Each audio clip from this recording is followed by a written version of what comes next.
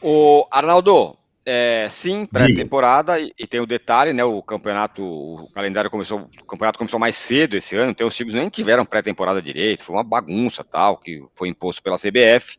Tudo isso está colocado. Sim, de fato, é pré-temporada, tem que deixar dar o peso que eles têm.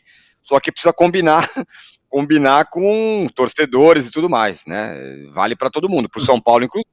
A torcida quase quer matar o Zubeldia porque ele não colocou o Rio Francisco em campo, o time jogou nada. Aliás, o São Paulo vai ser o fiel da balança para o Palmeiras, né? Ele vai jogar com o São Bernardo, com a Ponte Preta e com o Palmeiras, que são os times que estão na frente do Palmeiras hoje no grupo dele. Nem parece que foi o São Paulo o único a vencer o Corinthians, né? E venceu bem.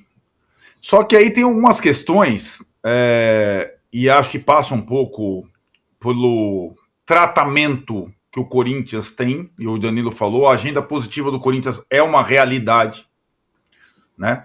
Mas também muito pelo que o Juca falou. O time que leva o torneio mais a sério, o time que mais precisa, o time que coloca 45 mil pessoas em todo jogo em casa, o time que não joga em Barueri, não joga em Brasília, joga na sua casa, né? Então a concentração a um campeonato ela tem muita diferença, e esse campeonato normalmente quem termina em primeiro é campeão, e o Corinthians está levando isso a sério antes mesmo da Libertadores. Méritos do Corinthians. E tem uma outra coisa que a gente tem coloca cheio de dedos para falar, mas é uma realidade desde o final do ano passado. O elenco do Corinthians é melhor que o elenco do Palmeiras e melhor que o elenco do São Paulo. Ele é melhor. O Corinthians investiu para isso. Ele perdeu um jogador nessa temporada, o Fagner, e talvez na lateral direita o Corinthians tenha uma dificuldade de repor. O resto não tem. O Corinthians tem Memphis, Yuri, Romero, Thales, fora o Pedro Raul e o outro. Ninguém tem. O São Paulo e o Palmeiras não tem dois times. Não tem. O do São Paulo ficou mais claro que nunca. E o Danilo tá falando das questões do Palmeiras. O Corinthians tem um elenco bem mais caro que o do São Paulo e mais completo, mais graúdo. Tem melhores jogadores. A gente talvez tenha perdido um pouco essa noção, porque o Corinthians, até chegar essa tropa toda, lutava contra o rebaixamento. Hoje o Corinthians tem um dos melhores times do Brasil, gente. E como disse o Mauro, não mexeu tanto, foi o que menos mexeu. O Memphis Depay é um baita jogador, o cara decidiu o jogo sozinho ontem. Tirou o zagueiro na primeira, fez a jogada individual, sobrou pro Romero. Na segunda, dá uma matada, tira o zagueiro. O segundo gol é de uma facilidade só para quem é craque, né? Ele domina, tira o zagueiro, dá pro Romero, se coloca, dá para mim. Ele devolveu nele da canhota na contrapé do goleiro, o cara joga pra caramba. E a gente talvez a gente tenha perdido um pouco a noção. O Corinthians tem um timão. E aí, concentrado, mobilizado, com a torcida que tem e com a baita agenda positiva, é difícil de ser batido. Enquanto o São Paulo se corrói por dentro, o Palmeiras ida, e o Corinthians não tem isso. A torcida organizada leva o time no colo, faz vaquinha e tal. E o caos fora de campo não entra em campo. Simples. E aí, como o Danilo falou, transforma uma questão, uma picuinha entre os dois principais jogadores num evento épico, a camisa 8 e a camisa 10 históricas.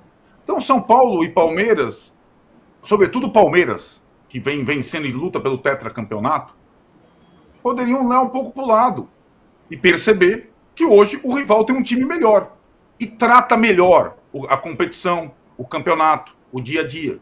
O Corinthians é um exemplo dentro de campo, com a sua torcida e o seu time. Fora de campo, ele é o contra-exemplo. É tudo que não deveria ser feito no futebol brasileiro. Mas dentro de campo, ele está fazendo tudo certinho. Né? E agora vai terminar com a melhor campanha. E vamos ver que se alguém consegue, para alguém ser campeão, vai ter ganhado o Corinthians contra 45 mil pessoas lá no estádio do Corinthians. E para qualquer situação, ganhar do Corinthians no estádio dele é difícil, a gente sabe. Então o Corinthians, eu falei isso antes de começar o campeonato, pela projeção dos times. Não importa que se é pré-temporada ou não, importa que para pré-temporada que vale um troféu, quem se preparou foi o Corinthians. Né? Então, ele é o favorito, já era, e como o Palmeiras está desmilinguindo, é o favoritaço. O Palmeiras teve a chance, um pênalti na sua casa, na última bola, para complicar um pouco essa história, e o goleiro, que é decisivo, é o mais decisivo do Campeonato Paulista, por exemplo, pegou. Contra o Novo Horizontino, o time não jogou nada e o goleiro, que é o mais decisivo do Campeonato Paulista, pegou tudo, pegou de novo. Então, a gente, atrás dessa situação, que está todo mundo treinando, tem um time que quer ganhar o campeonato. E desse jeito vai ganhar o campeonato. E vai comemorar, e a torcida vai se sentir aliviada pelo fim da fila. Nessa toada. Enquanto os outros estão brincando, o Corinthians está levando a sério. Pois é. Bom, nossa, bom. Eu fiquei, nem o Juca Kfouri seria capaz de um comentário como esse. Não é? Mas eu gostei. Mas eu acho legal. Não, mas eu concordo. Mas o Juca ficou extasiado ali, ouvindo as palavras do Arnaldo, que fez um comentário brilhante. Analisou pré-temporada, é um time que veio do ano passado, que as coisas de fora, as mazelas de fora não interferem dentro, a torcida comparece, transforma a briga do 8 com 10 num acontecimento, né, de marketing, não sei o quê. Muito bom.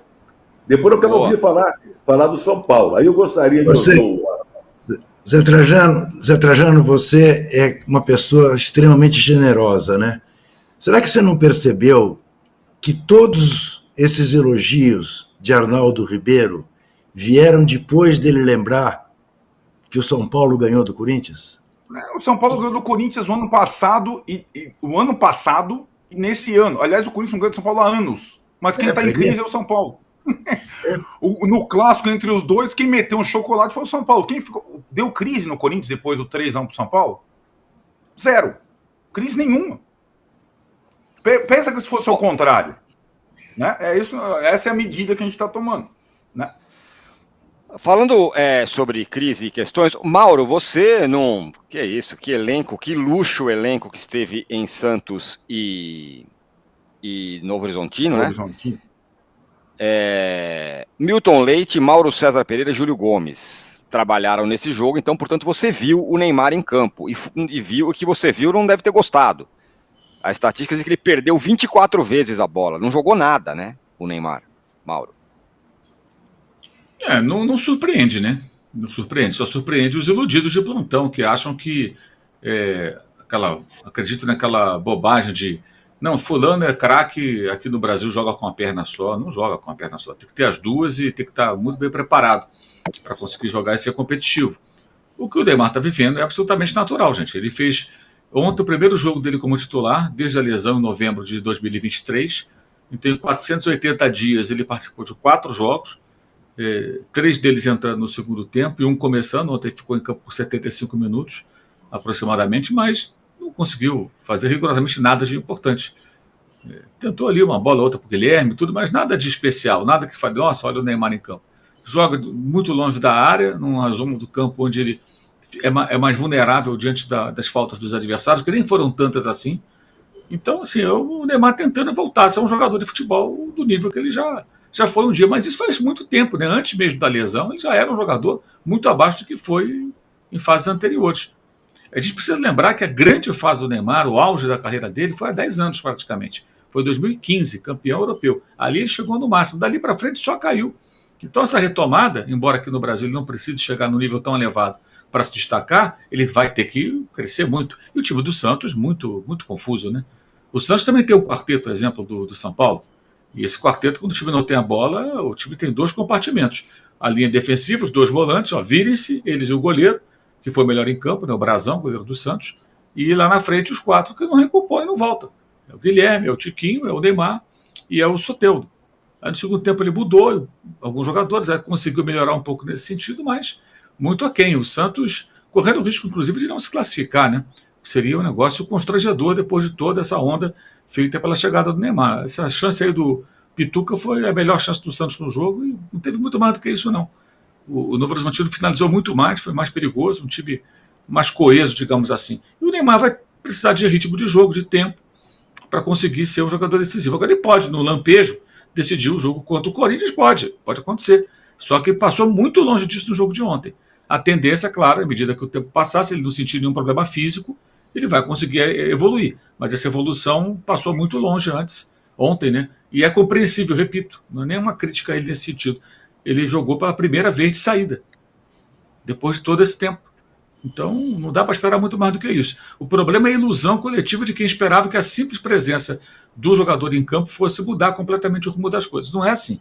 Ele tem que estar preparado e bem, aí ele vai conseguir fazer a diferença. Se não conseguir se preparar bem o bastante, ele não vai fazer a diferença. Vai ser uma figura nula ou vai viver de alguns lampejos. E esses lampejos ainda não aconteceram. Quando eu falo não aconteceram, não é porque não teve um gol do qual ele participou, não teve nenhuma jogada diferente protagonizada por ele por enquanto. Precisa de mais tempo, precisa de mais campo para conseguir chegar a algum lugar.